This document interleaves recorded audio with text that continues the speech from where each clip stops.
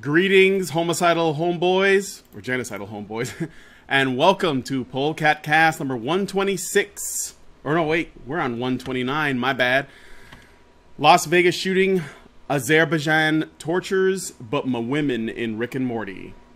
Where our stealthy polecats ferret out the best feels, funnies, and what the fucks to discuss Slam Bam Badger style. Mind your spines for the cringe, hold on to your sides for the lulls, and keep your chemo at the ready for this cancer. Today's Polecat panel consists of Max Darrett, Simpsons kin, and definitely not Gene, the meh emoticon from that god-awful emoticon movie that nobody ever asked for. How dare you even insinuate that there's a possibility? Some people might get the wrong idea, and I had to clear the air, Max. Okay, thank you. You're welcome. Dr. Random McCam, Britain, Panda, Puppet Master, and Rabid Long-Range Rhetorician, and me, the Supreme Doge in charge, with my trusty Doge whistle, so I can transmit my suspected white supremacist messages to my secret patriarchal network. Unfortunately, Hannah Wallen cannot make it today. Hannah, you are dead to us. Today, we will be discussing the following topics. It would seem the men's rights movement is a major force on the rise in Silicon Valley of all places. Now that local MRA CEO, Gamergate commissar, and Trump administration official James Damore has decided to come out of the shadows with his dastardly facts and evidence, MRA cells are being activated all over the globe, and they must be stopped. A number of raids in Baku, Azerbaijan, I hope I'm pronouncing that right, a country just Azerbaijan. Azerbaijan? Azerbaijan, yeah. I think you okay. Only stress the Jan. Azerbaijan. Azerbaijan. Lovely word. It's a small country north of Iran. I love their mustard. A number of raids there has resulted in the arrests and torture of over 100 LGBT citizens. We will delve into this upsetting story in just a moment. Rick and Morty is in its third season, but not all fans like the show so far. Some have dared to express discontent or just wanted to troll the show's new female writers, putting them in mortal danger with their frog memes and mean words. But fear not, damsels. Dan Harmon has recently spoke with internet femme representative Felicia Day, and he is coming to save you from the haters. And here I was expecting Pickle Rick to be some form of rape, which I'm sure that somewhere on the internet it is. A gunman on a high floor of Las Vegas hotel rained a rapid-fire barrage on an outdoor concert festival on Sunday night, leaving at least 59 people dead, injuring 527 others so far, and sending thousands of terrified survivors fleeing for cover, in one of the deadliest mass shootings, if not the deadliest mass shooting, in American history. We will discuss what we know and what the responses have been regarding this very tragic event. And finally, our bonus story for the patron-only after show. Since I spent $15 on Hillary Clinton's new book, What Happened, I suppose I should try to get my money's worth by reading more from her newest foray into science fiction. Join me in the after show for some literary aids. Anyway, if you'd like to participate in our after shows, either as an audience member or even a live participant for discussion, please consider becoming a patron at www.patreon.com/honeybadgerradio. And now I will hand... Oh, so you wanted to say something? Why would you want to give other people AIDS, let alone yourself? I mean, you already have cancer, you poor guy, and now you just want to double the percentage. Like, are you trying to get more victim points by trying to get AIDS? I don't know. I'm worried about you, man. Sharing is caring, Max. Sharing. It can be fun. It can be fun until it isn't. Sharing. It can be fun. Go. Well, let's get into the first story. So I guess I start. The patriarchy comes out of hiding in Silicon Valley. A New York Post article, originally published by Fox News, claims that the men's rights movement is on the rise in Silicon Valley. Immediately, the author shows their confusion, or more likely, longing to slander the men's rights movement by using a quote from a MGTOW forum, which they say is part of the men's rights movement, along with James Damore, who has become an MRA martyr.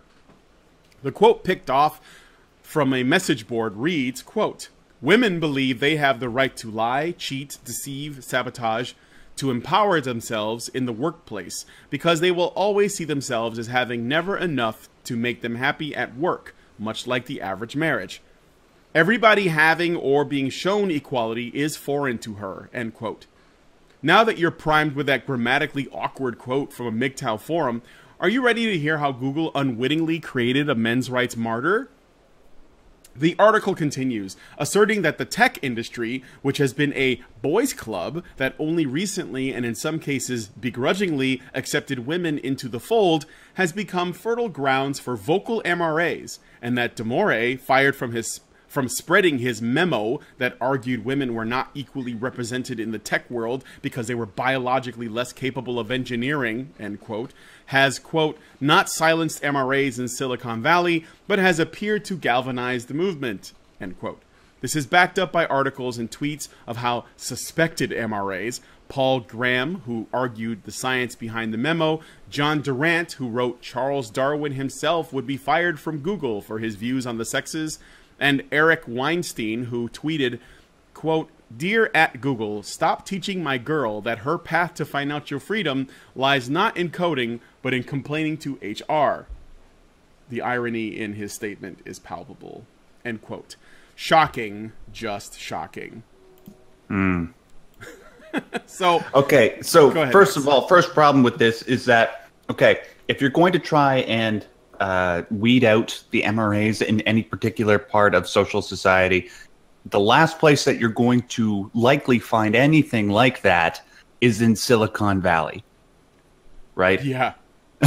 I mean, I suppose you can find an MRA, I don't know, pretty much anywhere if you look hard enough, but if you're going to have the most difficulty trying to find somebody who holds those particular types of views in a place like Silicon Valley, where most of the people that live there, well, not most, maybe like just the majority, let's say 60 to 70% of the people that live there have very progressive views. And it's mostly because their life has been spent trying to learn how to code, and their life has been spent in mathematics rather than, you know, the humanities, where they learn about the various intricacies of gender theory and stuff like that. So they obviously go along with what's obviously the most popular political position. That's what you get in Silicon Valley. And also, thinking that trying to, like, firing James Damore was going to have anything but the, what is it called? The Streisand effect is absolute ignorance. I mean, what was that quote from Obi-Wan? Strike me down and I'll become more stronger than you could ever imagine. Yes, that's exactly what happened. More powerful than you can ever imagine. More powerful than you can ever imagine. And then I disappear into thin air. Yeah, but anyways, oh crap! I was getting into my Alec Guinness impersonation, and I completely forgot what I was going to say. Somebody take this away. Well, I just it's really funny because this is just another one of those cases where you know, there are some is it Damore or Damore? I've been calling him Damore for some reason. Damore. It's probably just Damore. Okay, I basically fancied up his name. So James Damore puts out a memo based on some stuff like knowledge and stuff that he's acquired online, and they immediately just say he has to, like, in order for you to even have this data and you use it in a way that even begs where you're basically begging the question, could this be useful? Could this be some way to explain, you know, why there aren't enough women in certain tech positions? To immediately mean that you must be an MRA to feel that way, it makes it very difficult for anybody to have a constructive conversation. And because, as we know, if you just call someone an MRA, you're essentially saying this person's not worth talking to. This is a topic not worth discussing because MRAs are the other, and you can't share their views. And it's actually kind of it's laughable because it means we can't actually, you know, we can't even talk about the ideas because men's rights activists. And of course, you know, I agree with what you're saying, Max. I think that I wouldn't say that I have a lot of experience in Silicon Valley, but I did go there once for a VR conference, and I looked around and listened to people's conversations, and I tried to pay attention during the sort of like the talks they had and some of the speeches that were being made, and it was pretty clear that, you know, the Silicon Valley is a pretty left-wing area. Like, it's overall, that's sort of like the politics, you know. It's California still, for one, and Yeah, I mean, and it makes sense because a lot of people there are younger, and you know, if you're a guy in STEM and you're basically like, you know, this is a job that you're interested in, you're going to be more educated, you likely went to a good college, you likely got taught these values, so it would make sense that most people coming out of there would be they'd either be, you know, pretty left-wing, or they would be maybe libertarian, like the guy who owns PayPal, for example. And of course, he's considered like crazy by these people. But yeah, I mean, it's just funny how powerful the men's rights movement is when you look at the media. But like when you're actually in it, it's like, how the fuck are you guys thinking that we have this much power? That we're everywhere. They're just like sleeper cells of men's rights activists waiting to get turned on by the appropriate phone call or email memo.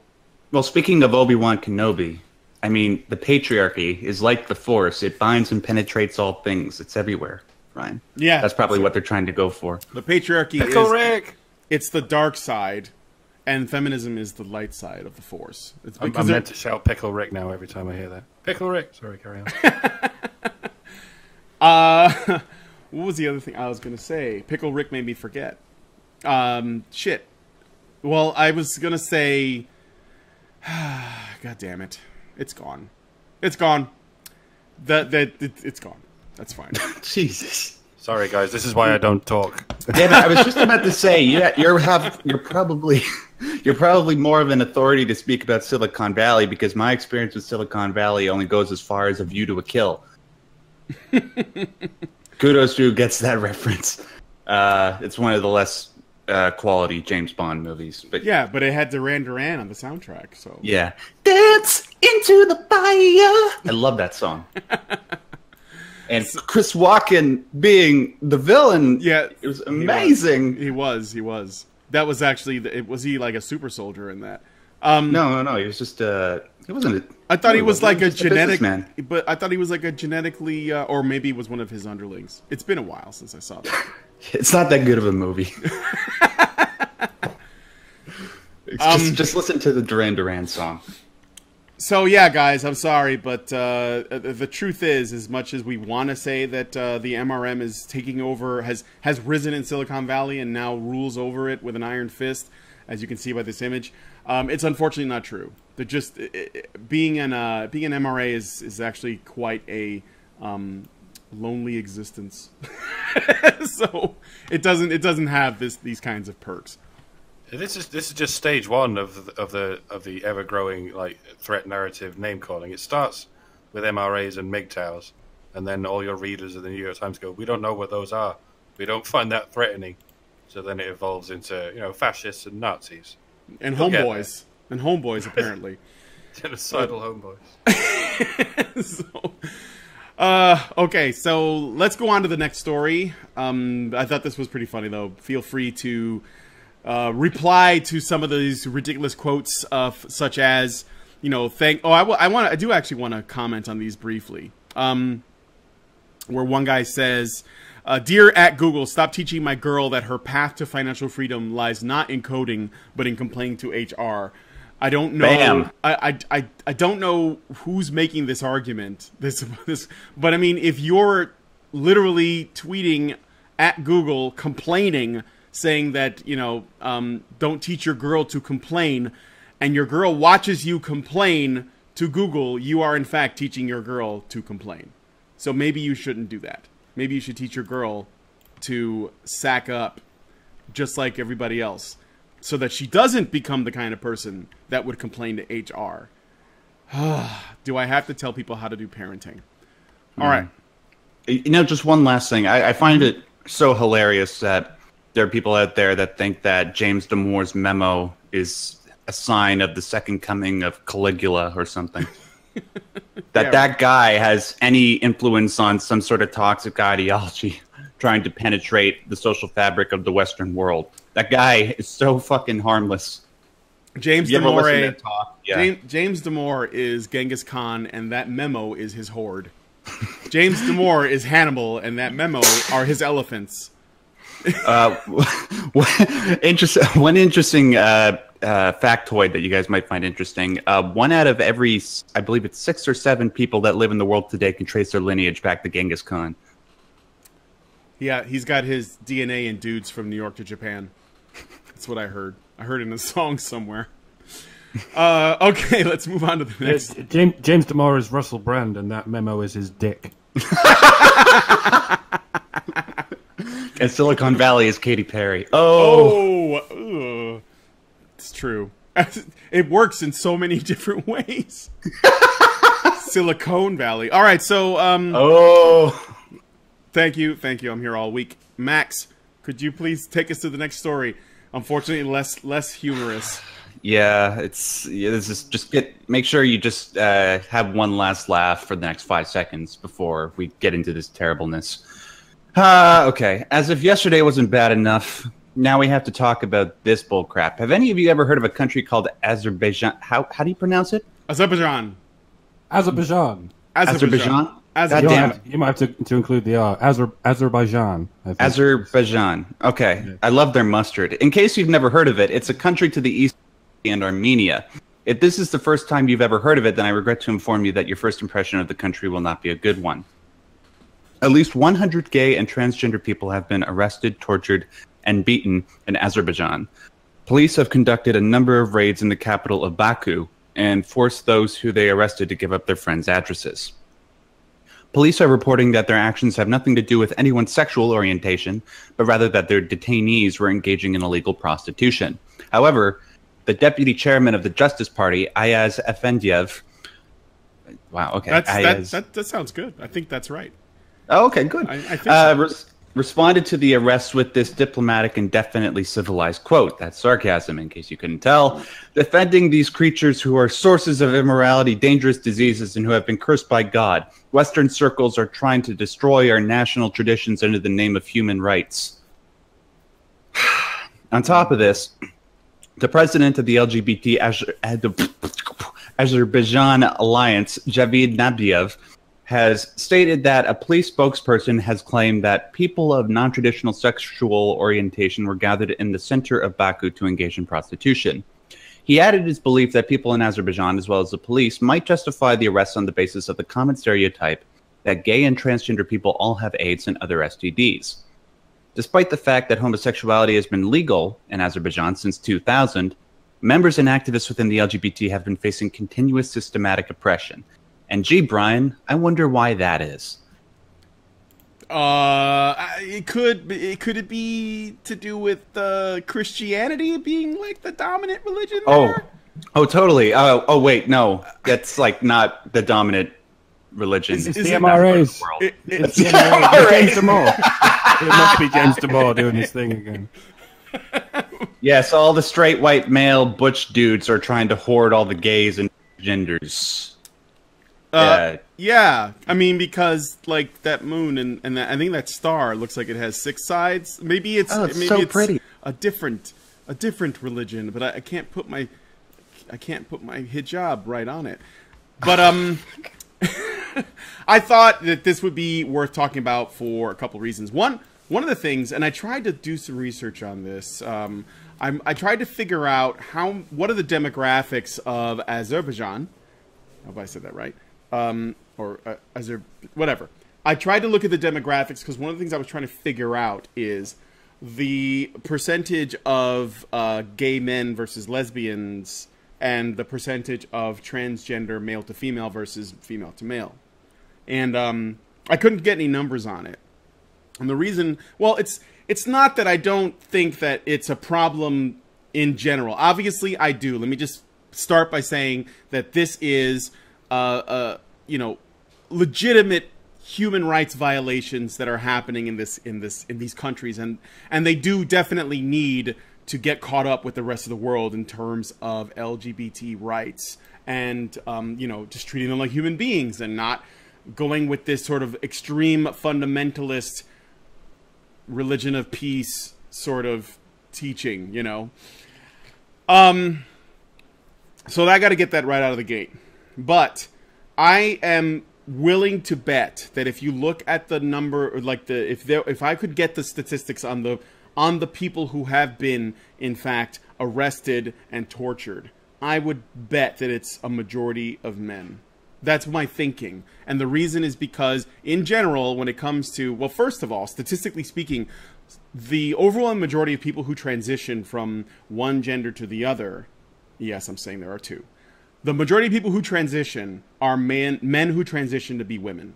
That's the majority. It's like 70% or something. So it's actually the women who transition to men is in the minority. Okay. So first off, you already have the majority of trans people are men in general. So that's probably going to be proportionate here, but I couldn't get any numbers on it.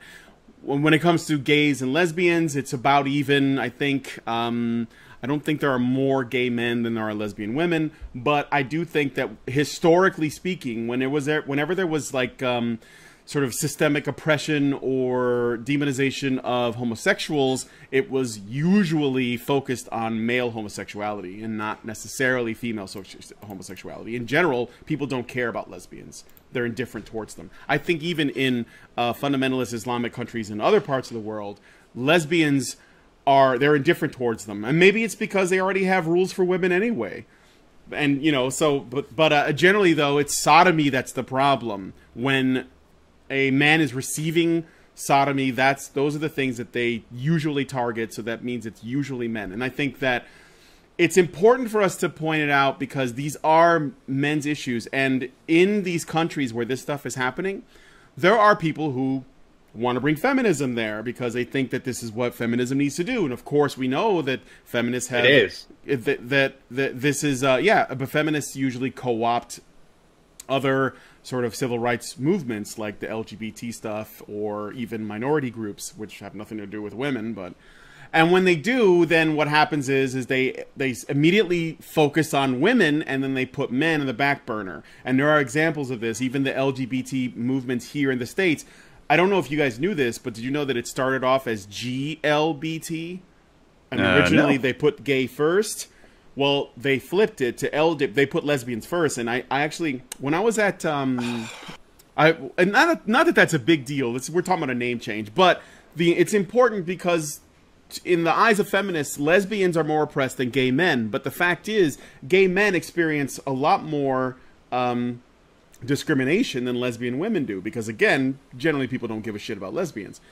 But this reminds me of another story. When I was in London the year before last, or last year, I'm sorry, right? Yeah, because we went to Australia this year. Last year when we went to the UK for the ICMI, one of the people I met there was a guy whose name unfortunately fails me, but I'm actually going to be bringing him on for a fireside chat pretty soon. He made a documentary about circumcision, and it's very graphic, but it's very good. If you guys, I can get you the date on it and bring it up pretty soon. I can't remember off the top, but he used to be a gay rights activist before he got involved with the men's rights movement, because he himself is gay too, and he also had a circumcision. And he told us a story about how when he was a young man in the 70s. I believe it was, and he went to a screening of a film about about circumcision, I believe. And yes, I believe that's what it was. He went to some film that dealt with gay men's problems, and there were a bunch of lesbians that went to the show, a bunch of feminist lesbians. So they're not just like general lesbians, but feminist lesbians. And they went to the show, and he tried to have a conversation with them about the problems that gay men face. And the lesbians shut him out, and they bullied him, and they attacked him. And he basically, that was his wake-up call. That feminists don't care about gay men as much as they do like their preferred groups, because gay men, I don't know if you guys know, but recently gay men are no longer part of the progressive stack because they're still men.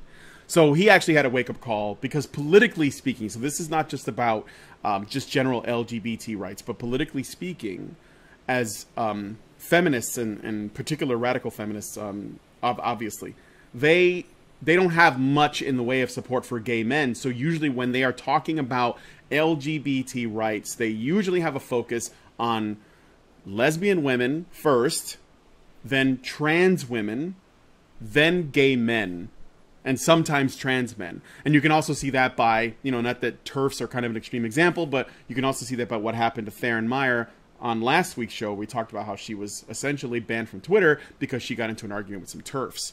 So it's just important to point out that the solution to problems like the one going on in Azerbaijan is not feminism. This is obviously a human rights issue, but this is not the kind of thing that feminism in its current state tends to work on. So this is the reason why I want to bring it up. I think it's tragic. I think it's really messed up, regardless of whether you're trans, lesbian, or gay. Or even bi, because I'm sure that there are bi people who got, picked up just the same, and they're just being treated like gays because of this backwards, barbaric religion. So those are my thoughts. And just Tim Hammond? What was that? Tim Hammond, was that his name? I think so. You know what I'm talking about. He showed the... I mean. Yeah, let me just look him up here. One other thing I just wanted to say in response to you pointing out that the majority of the people that are arrested were probably men.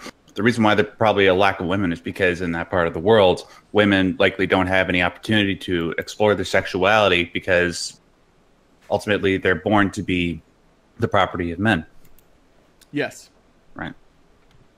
Yeah, ultimately. So, the thing is, it's just, this is not the answer. Like, because I know that, obviously feminist lobbyists, if they even take an interest in this, they're going to go in and say, what you need is this ideology. But remember, the ideology of feminism's greatest interest, their primary number one interest they have above all else is maintaining the relevancy of feminism itself. After that comes whatever it is they care about in the order that they care about it. But more important than anything is maintaining feminism itself. So, I think this is really messed up, and I'm not entirely surprised. I hope that the gay and transgender people who have been arrested, detained, and tortured, I hope that they can find some peace and freedom very soon. And maybe they can, I don't know, either get out of that country or somebody goes in there and fixes things. But places like the Middle East, it's not good for you if you're this kind of person. So, and just one other thing in respect to the leader of the LGBT Azerbaijan Alliance, major kudos to you for having the balls, for having the fortitude to speak out on these particular issues and put your face out there. And obviously, if there's any chance that there's any people listening to this show from Azerbaijan, make sure that you keep your gender identity a secret. Not because I want you to, on the basis of like I have any prejudice. It's because I want you to live, right? Mm-hmm. So just unless you're very confident that you can share this with a family member or a friend and they can keep it secret and they can protect you, just do your best to survive. Actually, let's make a deal. We'll have your immigrants as long as it's just the gay ones. Yeah, we'll take the gay ones. Yeah, we'll take all the gay ones. Come on. They're actually refugees. Yeah, yeah, that's true. Wow, I sounded way more enthusiastic about... I was going to say that, Max. You seemed... I mean, it's... Super! Look, not that there's anything wrong with that, but yes, you're welcome to be super enthused. Open your doors. No, you got to say, like, super enthused. Super enthused. Open your doors and your cheeks and let them in. So... I just had to make some kind of joke. Okay, so... Yeah. Let us move on now. My heart goes out to you guys in Azerbaijan. But let us move on now to the next story where we can get back to the silly. Dan Harmon, White Knights for the Women's. It looks like Season 3 of Adult Swim's hugely popular animated series Rick and Morty isn't pleasing as many people as it used to, and some fans have gone to social media to express their discontent. It may not be a coincidence that Season 3 comes after the Rick and Morty team hired on two new female writers, Jane Becker and Jessica Gao, and fans of the show believe they may be responsible, in part, for this lack in quality. But what actually does get the blame? Well, misogyny, of course. Co-creator Dan Harmon said of the harassment of the female writers, quote, "I was familiar going into the third season, having talked to Felicia Day, that any high-profile women get doxxed, they get harassed, they get threatened, they get slandered. And part of it is a testosterone-based culture patting themselves on the back for trolling these women. Because to the extent that you can get a girl to shriek about a frog, you've proven girls are girly, and there's no crime in assaulting her with a frog because it's all in the name of proving something. I think it's all disgusting, end quote. He then went on to bash his fan base in general, the people that made him famous, by adding, quote, "These knobs that want to protect the content that they think that they own and somehow combine that with their need to be proud of something they have, which is often only their race and gender. It's offensive to me as someone who was born male and white and still works way harder than them that there's some white male fan out there trying to further some creepy agenda by protecting my work. I've made no bones about the fact that I loathe these people. It fucking sucks. And the only thing I can say is that if you're lucky enough to make a show that is really good, that people like, that means some bad people are gonna like it too. You can't just insist that everybody who watches your show get their head on straight. And I'm speaking for myself, I don't want the show to have political stance. But at the same time, individually, these harassers aren't politicians and don't represent politics. They represent some shit that I probably believed in when I was 15. End quote. It's interesting because I decided to take to Twitter myself, and I found that while Jane Becker does do some crying about harassment online, although I wasn't able to find too much in the way of evidence of actual harassment, Jessica Gao seems to only talk about her family shenanigans on Twitter while engaging in the occasional virtue signal, and male writer Ryan Ridley also has his share of trolls to deal with. But I guess it's because women are especially weak and in need of protection that we should ignore that. I want to know what Justin thinks. I want to know what Justin Roiland thinks. It's clear that he's the Tesla in this relationship. That Justin Roiland is the other co-creator? Yeah, he's the guy who does all the voices, and he's the creator. Dan Harmon sort of community got cancelled, and he went and found a crazy cartoonist on the internet and said, I want to make your fucked up short into a show. Well, I'm gonna. So he's the Edison of the relationship, basically. Justin Roiland, R-O-I. Yeah. Okay, I'm gonna look him up. I'm gonna find out what he thinks. Go ahead. First of all, like obviously in any particular circumstance, I personally want to maintain some skepticism because maybe these women are actually being persecuted for whatever reason. But when it comes to Dan Harmon, I'm going to err on the side of maybe some things are being exaggerated because let's remember, this is a guy who believes that 1/3 of the U.S. population are Nazis. Yeah. So just keep that in mind. Wait, Dan Harmon believes that? Yeah, he said something about, if you look it up, it might not be an exact quote, but that's what he said. Wow. Look, Dan knows how to market things. That's what I'm saying. That's how they got this far in this relationship. Like, Justin's the crazy, like, dude that actually does the shit. And Dan's the guy who knows how to talk to the censors and, like, get his show actually on the air and stuff. So it was sort of bound to... It was likely that he would have leanings a bit like this. Yeah. Ugh. Okay. It's always really upsetting when the most talented people that write such great quality content happen to be the most crazy when it comes to socio-political issues, like Joss Whedon or Dan Harmon, because both have produced some amazing, amazing content. Well, I would say that as far as the harassment goes, I went through the Twitters of both of the women that he's supposed to be sticking up for. Okay. And I couldn't find anything significant. I mean, I found the first woman, I got to get her name again because I already forgot. Oh, Jane Becker. I saw her complaining about trolls, but I didn't see any trolls. I didn't see anybody hating. And when I looked up Jessica Gao, like 90% of her tweets were just like about her family and about the show. It was completely like innocuous. And then occasionally she'd be like, you know, oh my God, like, you know, here, Trump said something stupid right here, or some other kind of virtue signaling shit, you know, like talking about the guys at Charlottesville. Like I went back that far to Charlottesville, and she didn't really seem to I'm not saying that it didn't affect her, but they're both still on Twitter. They didn't get driven off of there. I didn't see anything significant. And the funny thing is the male writer who I looked up, whose name is, I got to look him up again, Ryan Ridley. He's one of the main writers on the show. He's still getting hate, but nobody, like, I mean, like, at least he's responding to it, right? But he doesn't, like, nobody seems to care. And the reason why I'm bringing this up, okay, the reason why I'm bringing this up is simple. When you are, when you become famous and you basically build a little platform for yourself online or on television or whatever, you become reasonably famous. You become an internet personality. All right, inevitably, you're going to get haters. Inevitably, no matter what you do, Jesus Christ, okay, could come back to life, open up a Twitter account, be nice to everybody, and have haters. I mean, of course he'd have hate. Even the atheists, which like essentially would have said Jesus never existed, if he came back to life and said, well, here I am, and turned their water into wine, and then said, I'm going to open up a Twitter, he would get haters, no matter what. It's about how you deal with that.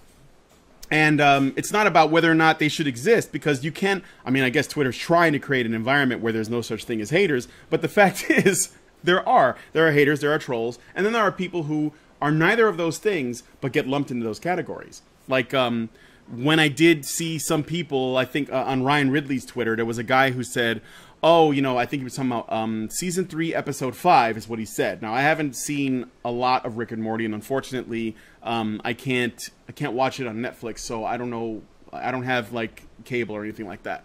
So I gotta, like, get it when I can. But I've seen some of it, and the season, this guy made a tweet to Ryan Ridley, and he said, Season 3, Episode 5 is the first episode that I thought was good, but not great, of Season 3. So this guy basically had a criticism that he didn't like Season 3 so far, as much as the previous ones, but he thinks Season 5, or Episode 5 is okay, and he tweeted it to Ryan Ridley, okay? And Ridley's response was, oh, I'm splitting the difference. I guess he just basically made a comment. He dealt with it. He took it on the chin. He made a comment back, and he was done. He did not honestly have to respond to it at all. But the thing is, these are the kinds of tweets that many people are calling harassment. But why is it not harassment when another man gets the tweet? It's because guys like Dan Harmon hold women to a low-ass standard when it comes to what they can put up with. And either that or the women are actually less tolerant in general of the stuff, but I'd like to believe that they can handle it just like any man can. So it's the white knighting shit. Just, it really pisses me off because it's really like, it's shitty towards women. Like, seriously, Yeah, exactly. And you know what else like that makes me lean towards, so probably over exaggerating the salaciousness of these tweets, is because there are women that are in charge of much bigger franchises than Rick and Morty right now, and you don't hear them complaining, at least to anything that I've been able to look up. Like, let's say, I don't know, Kathleen Kennedy of Star Wars, or Bonnie Ross of Halo. I don't hear anything coming from them, and they're in higher positions of authority. They have Twitter accounts. Well, maybe they don't bitch. Maybe they don't complain. They're too busy to bitch. Yeah. They're actually changing the entertainment landscape for the better, in my opinion. There's going to be fucking haters out there. Just bear with me, okay? I'm trying to make a general point. No, I hear you. I feel your pain. Well, okay, your point. So this woman who's writing Star Wars, is she doing like the new Star Wars? Yeah, movies? She's the producer, but she's always been on. Even during the prequel, she was sort of like George Lucas' right hand. Well, that's not really much better. So, I mean, like, look, personally, I don't hate the prequels, but as much as some. Just Phantom Menace is pretty bad. But I think that, when you look at what the general Star Wars fan base thinks, they're not fans of the prequels, and a lot of them are not fans of the new trilogy. But even if they were giving her shit, and I think that they'd actually have a lot of cause for it, even if I don't necessarily agree to the extreme that they might, it seems like we're not hearing about it because either she's too busy or she just doesn't care. Like it's because the thing is, the prequels, however you feel about it, is irrelevant because they made money. They made money off of action figures, and they made money off the spin-off shit, and animated shows and all kinds of other crap. So it doesn't matter. The money came in, it's cool.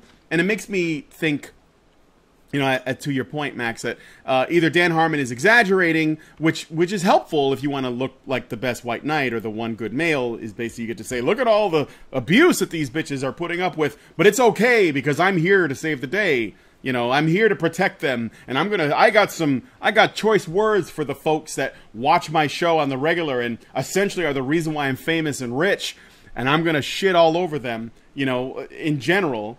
And I think that it's, it's just kind of sad. It's sad. Just really sad. So, what are you going to do? Virtue Signal is going to virtue signal. Anybody here watched Rick and Morty season 3? I don't watch a whole lot of TV, man. I've heard that it's fantastic. I just chance to sit down and... Yeah. What about Mike? I know you watch it. I've been watching it since the pilot. Yeah, I'm playing the hipster card. And honestly, I didn't notice any difference in the writing. And then someone mentioned, like, a few episodes in that there's female writers in there. Okay, I didn't know that. Because they've always had this thing where they have the A story about the sci-fi stuff and the B story about the family stuff. Mm-hmm. And that's no different in the 3rd season. I can see why people are getting sick of it, because it's the 3rd season. And it's now getting a large following. So all the hipsters like me are going, oh, it's now that more than 4 people like it, I don't like it anymore. I've still got no complaints about it. I don't know what anyone is complaining about. I think this is just controversy being drummed up for its own sake, which you don't need, because it's like the best show on TV. You don't need controversy to sell it. No. It seems to be harming it in some way. Yeah. I mean, if it's doing well enough that there are enough people watching it that you get more, people who are not impressed or complaining on Twitter or whatever, you're doing all right. I would say you're doing all right. I guess maybe it's just drummed up so that they're trying to get more people to watch, which I think never works, and it always gets the opposite of the desired effect. But it could also simply be that the audience has grown enough that you just have more people, and if you have more people, you have more people that are going to complain. I mean, that's just the nature of humans, is to complain about shit that they, are into for any reason. So, I don't know. All right. Well, I guess we'll move on to the last story now. We're doing good time. This one, also tragic, but we had to talk about it, okay? Tragedy hits the Strip. Late last Sunday night, during Jason Aldean's set at the Route 91 Harvest Festival in Las Vegas, a lone gunman opened fire from the 32nd floor inside the Mandalay Bay Resort and Casino in what is being called the deadliest mass shooting in modern U.S. history. The shooter, Stephen Paddock, age 64, fired multiple bursts totaling hundreds of rounds at the tightly packed group of concertgoers as they scrambled to escape the venue. As police and security locked down the area, a strike team was sent into the room Paddock was staying at, only to find him already dead of a self-inflicted gunshot. Although initial reports from the Islamic State have them claiming responsibility for the attack, as well as Antifa of Melbourne, no evidence of Paddock having any ties to ISIS have surfaced. Paddock's motives are still a mystery. He had no prior criminal record. Friends and family described him as a fairly wealthy and quiet man who enjoyed video poker, golf, and staying at Vegas hotels. As of today, the total count of those killed numbers are 59, and the injured is at 527. Well, first of all, just get the necessary stuff out of the way and the obvious stuff. Thoughts and prayers, that whole diatribe, but I'm actually serious when I say that. This is the first time in a long time where I've watched a tragedy unfolds live on TV, and I felt myself becoming a little bit emotionally attached, which is difficult for me because, God, I hate bringing this up, but it's pertinent to this particular discussion. I have high functioning autism, which makes it kind of difficult sometimes for me to be able to emotionally relate in the way that some other people do. But when they're compiling this footage of families that have been affected by this event, I live in Canada. I've been watching stories about Canadian victims that were at that concert, and the way it's affecting all these families, it makes your heart rip in two. And what makes it worse is that we still don't understand what the motivation was to commit such a terrible, terrible crime. Well, you know, that I think when something like this happens, people want to try to make sense of it. And they want to try to, like, you know, find a reason. It's actually something right out one of my favorite movies. I watched it last night, and it was kind of a random choice, but it was something I was meaning to do because, like, you know, since my wife is living with me, every once a week or so I try to, like, expose her to one of my movies because I wanted to watch the movies that I like. And she doesn't get to watch a lot of them. So we watch Arlington Road. You ever seen that? That's No. Tim Robbins and I can't remember his name. The guy from Tron, the first Tron. Oh, Jeff Bridges, yes. Thank you. And it's about these neighbors that move in, and they turn out to be, like, part of a terrorist organization. But the thing that the movie was talking about a lot of stuff. It's actually really good, and I should check it out. But there was something from the movie that the Jeff Bridges character points out. He's like a professor that teaches history and specifically talks about terrorism and some conspiracy stuff. When something like this happens, humans want to make sense of it in a way that allows us to essentially feel secure again. Okay? So when we name our killer and we say this is the person that did it and this is why they did it, it helps us feel like, okay, now we know. And we know that this has happened, and we know the reason why it happened. So now we have, like, a clear-cut idea of what our enemy is, or at the very least that, you know, like, that this person is if it's a lone gunman, that they're dead and they're gone, and we don't have to worry anymore. So it's one of those two things. Like, if we can identify an enemy, then, you know, we now know who we need to focus on, because now we know what it's like the devil you know versus the devil you don't. People want to know what their enemy is, right? So they want to figure it out. And then there are those who are basically like, well, if he operated on his own, now that he's dead, we don't have to worry about anything like that happening again from that guy, right? Because he's gone. And it's basically the way that we try to feel secure. So as tragic as it is, and it is a really, really messed up situation, what's come after it from people has been everywhere on a spectrum from, you know, somewhat reasonable discussion that's trying to figure out motives and reasons, even if there isn't enough data out there. And obviously I understand the human desire to try to make sense of something as insane as this. So it borders from that to outright disgusting things, like where there are, you know, there was a CBS reporter, for example. I don't know if you know. About that fucking bitch. Yeah, that said, you know, well, because it was a country music concert, that means that a lot of Republicans died, and that's okay with me personally, right? She did get fired from her job, by the way, because of that. Just one quick thing, you know, the thoughts and opinions expressed by the individuals on Honey Badger Radio don't necessarily represent the whole. No. But in respect to that woman there, kill yourself. Yeah. So yeah, she lost her job at CBS. It's funny, like how Twitter works. You know, with people just want to share their views, and I guess to feel like you can just say something like that, it's pretty fucked up. Now, again, of course, I'm a free speech absolutist. You should be able to say it, and I'm not thrilled that she lost her job. Because it's not like it's going to change her views, but I guess, you know, for some that might bring them some pleasure that happened, but I don't think it changes much. Like, she said what she said, and I know a lot of people feel that way. I actually saw another tweet by somebody else who basically was like, if enough Trump supporters are murdered, then he couldn't be reelected in 2020. So it was just ridiculous. Like, yeah, it was crazy, but I saw that. But I mean, then there's other stuff. Like, you know, obviously, I only want to know what the Young Turks had to say.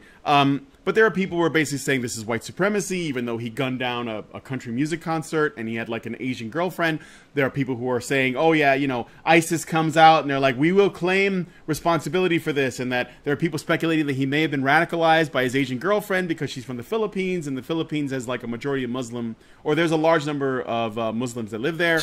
That's like, a stretch. It's all very much a stretch. Like, if, you know, just wait. We may not learn the reason why this happened, but it's better to wait for the facts than to try to jump to conclusions. You know, you can speculate, I guess. I mean, I can't say that I can't tell you what to do, but just try to like keep a level-headed, perspective on it. We don't know, as far as like when they interviewed his brother said, look, the guy was not political. He was not, he just wasn't the type of person that would have any motivation to do this. It just came out of the blue. That doesn't mean this brother may not be close enough to know, but it would seem that there is a good chance that he doesn't know anything. Now, people are saying that he voted for Bernie Sanders.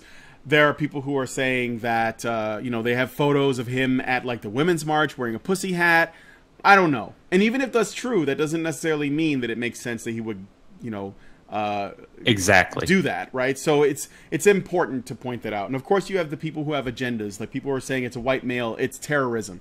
Until we have a motive that it's politically motivated, like the intention of this was to get people to do something politically, you cannot call it terrorism. It's just mass murder. That's all it is at this stage. Just one semantic thing. Apparently, when it comes to defining terrorism in California, or not California, my mistake, Nevada, they define terrorism as just large-scale violent acts that doesn't necessarily have to have religious or political motivations. So I guess you can call it terrorism if you're living in Nevada, but other people might be a little bit more reluctant to saying that, and understandably so. What? That's a little far-fetched, because if you were a serial killer, I mean, would it have to be a mass murder all at once? Like, if you're a serial killer and you kill like 30 people over the course of several years, would that be terrorism? No, it would have to be a particular event. So I'm only speaking from what I saw in a video that Philip DeFranco posted yesterday.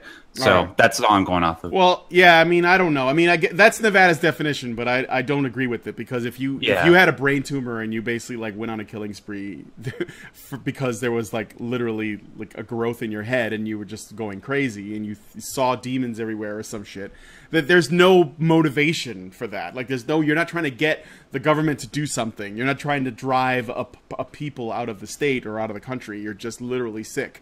So that I don't know, that seems crazy, but okay, if Nevada wants to define it that way, that's fine. I think that's muddying the waters a bit, because when real terrorism happens, it's going to be difficult to make that distinction. And the motivations of people to do stuff like that is, I mean, it's crucial to defining what it is. It's crucial. So we don't know. Yeah, you want a good example of a white dude committing terrorism? There was a white guy that shot a bunch at a mosque here in Quebec, Canada. That's terrorism, because he did it for religious reasons. Yeah, that's an example for sure. I guess if you broaden the definition of terrorism, it's harder to, like if you broaden the definition of terrorism to essentially be mass murder, then you can call any of these things terrorism in the right conditions. And since the majority of Nevada is white, then you can call it white terrorism every time it happens. That way, when a Middle Eastern man comes and snaps and guns down a gay nightclub in Nevada, you can call it terrorism too, but then you get to compare it to the numbers and say, well, they don't happen there. It doesn't happen here as often. I guess that's useful for some people. But seriously though, this is really messed up. It's obviously I do have some friends and family in Nevada, and they seem to be okay. They weren't there. They're not in Vegas, so. But it is messed up. So guys, just try to keep a cool head on your shoulders while people are coming out and making these speculations, and be sure to call out bullshit, because we do not have all the info. And, Sam Hyde didn't do this. No, and we certainly don't know why this happened at this time. So there's already conspiracy theories for it, because I was looking up some videos on this earlier, and there's already stuff about false flag. There was a second gunman. Look, there was a flash in the fourth floor window and stuff like that. Yeah, oh god, which is groany and shit. But I miss shit like that. I think that's better than the fucking identity politics. No, I agree. Just and the go back to the fucking JFK style conspiracy theory. Yeah, that was go back more to palatable. Jet fuel can't melt steel beams kind of shit. I'm okay with that. Just like those can be funny. I'm okay with that. Just the gun grabbing and the identity politics and the white supremacy and all that shit, you can leave that at the door. We've had enough. So. Identity politics has gotten so toxic that you prefer conspiracy theories and false flags over that. Yes. Yeah, and just one other thing, just to keep in mind during this terrible tragedy. We discussed an example of this on the Breaking Badger, which was released just earlier today. Make sure to go watch that. There's a lot of great human stories that are coming out of this particular tragedy about strangers helping other strangers, and just how there are people waiting for medical treatment, and there are strangers holding bandages over wounds just to keep the blood from flowing out of them. And there was another story about a man named Sonny who took a bullet for his wife, and now unfortunately he was one of the victims that passed away. And it's the most tragic thing, but just realize that in impossible situations like these, ladies and gentlemen, there's great examples of how human beings can continue to persist through the chaos, and from that I think we should derive some strength and derive some hope. Yeah, I mean, that's letting ourselves fall into despair. Yeah, that's the overwhelming majority when you think about it, because we have one gunman that did this terrible thing, and then hundreds, if not thousands, of people helping. I mean, there's like if you're like losing faith in humanity, just think about those numbers. And the thing is, there are multiple hardships that the United States are going through right now. We don't just have this shooting in Nevada, but we have the hurricane in Puerto Rico. We had the stuff that happened in Texas. We had the stuff that was going on in Florida, and everyone's coming together and just getting shit done, helping each other out. And there are people, obviously politically motivated people behind the scenes, trying to use this as to score political points, or to try to get some kind of leverage, whatever. They're disgusting, and that's not helpful, but they are definitely in the minority. So, and also Ariana Grande is an idiot. Anyway, she tweeted out that this is definitely an act of terrorism, make no mistake. By the way, Ariana Grande had her own concert shut up in the UK by an actual terrorist. But this was real terrorism, guys. That was not. I don't remember her bringing that up back in those. Remember that? That was like... Yeah. Yeah. So... But, she's an idiot, so whatever. Yeah. Just hold a benefit concert and sing Crowded House. Well, between us... Yeah, you're not helping. No. But don't blow her up, please. She's not that bad. Just stay home tonight. Well, we got through the stories pretty quickly. Damn. So I guess we're going to go ahead and wrap it up. I mean, I would say it's because Hannah's not here, but that sounds mean, so I won't, even though I just did. No, it's fine. We love you, Hannah. Honestly, you're a treasure to all of us. Of course, yes, absolutely. I mean, this is how we get our extra half hour. So, and I only did 4 stories. Sometimes I do 5, so I think it worked out. So I want to thank my co-hosts, Max and Mike, for coming on. And I want to thank you guys for joining us. We're going to be now going into the after show, where I'm going to be reading from Hillary Clinton's book, What Happened? I mean, we all know the answer to that question, but apparently she needs to ask it. And, yeah, that should be fun. I'm going to pick up from where I left off from the epic stream that I did to try to raise money for Hannah's Mixed Up Meetup I think it was like a month ago or so. So, if you want to join us on the after show, please consider becoming a patron at www.patreon.com/honeybadgerradio. If you experienced interruptions like buffering, which seems to happen a lot on YouTube, try watching us on Twitch. It comes on at the exact same time. It does go live when we go live on YouTube, and as I understand, it's a lot more stable. Or maybe Twitch is less interested in trying to, let's say, make things challenging for us. I don't really know who could be responsible. But just as long as you don't show boobs on Twitch, you're pretty much good. Yeah, and we don't do that. I mean, not on purpose. Sometimes Karen turns on her camera, but, Yeah. Yeah, and besides the fact that, one of us is trying to transition, I won't say who, we don't have boobs. No. Everybody here is... I only believe in 2 things, and they're both boobs. That's good. All right, guys. We'll see you guys on the flip. And the First Amendment, because with that you can say how much you love boobs. That's exactly I right. motorboat boobs with the First Amendment. I'll show you my First Amendment.